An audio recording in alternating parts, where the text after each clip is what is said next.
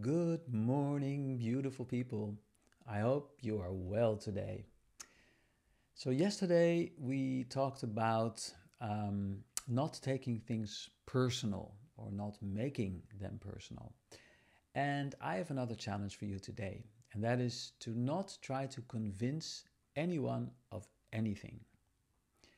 And that is sometimes difficult because if you find something beautiful, some aspect of truth, or maybe a technique, a meditation technique, or something that makes you really happy, you automatically, of course, want to tell others about it. I mean, you even want to convince them about it because it's so valuable to you.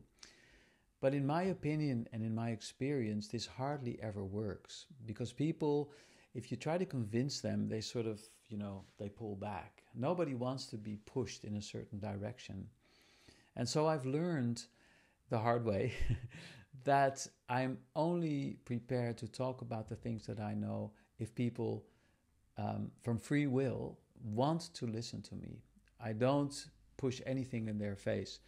And when I started meditation about 30 or 35 years ago, I had these amazing experiences, of course, that a lot of people have now.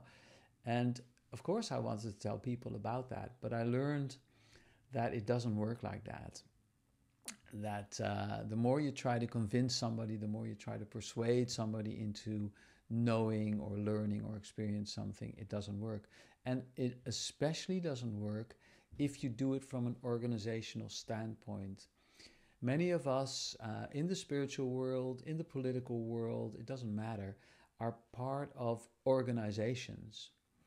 And when we try to convince others or of an organizational standpoint, we always go wrong. Because an organization is always limited to a certain perspective, the party line. And it always goes wrong. So I try to not be part of any organization because I want to keep on growing. And it reminds me of a story that I once heard. It was actually Krishnamurti who told this sort of little joke. It's about the devil walking down the street with a friend, and suddenly they see a guy walking in front of them who's picking something up from the street. And the guy asks the devil, "What is this? What is he doing?" And the devil says, "He just found a little piece of truth." "Well," says the guy, "that's not good news for you, is it?" "Oh, yeah," the devil says, "that's fine, because I am going to make him organize it." And so that is what happens when we try to organize truth, when we try to build a structure around it, a book or a philosophy or a method or a teaching or whatever, it always goes wrong. Because what we do is we limit the truth to a little certain aspect of it, and we say, this is the truth. Everybody should know about this.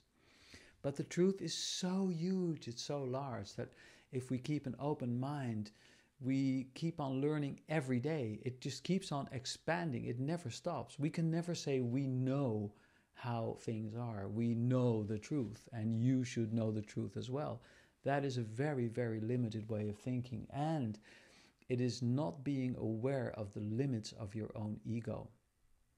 So don't ever stop growing. Don't ever stop learning.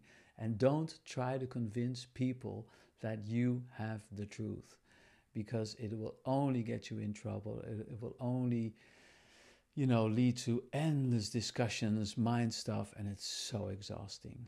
So that's my 10 cents for today, trying to persuade you not to persuade anybody. There we go. Anyway, this is Tijn from Amsterdam. Have a lovely day. Thank you for listening.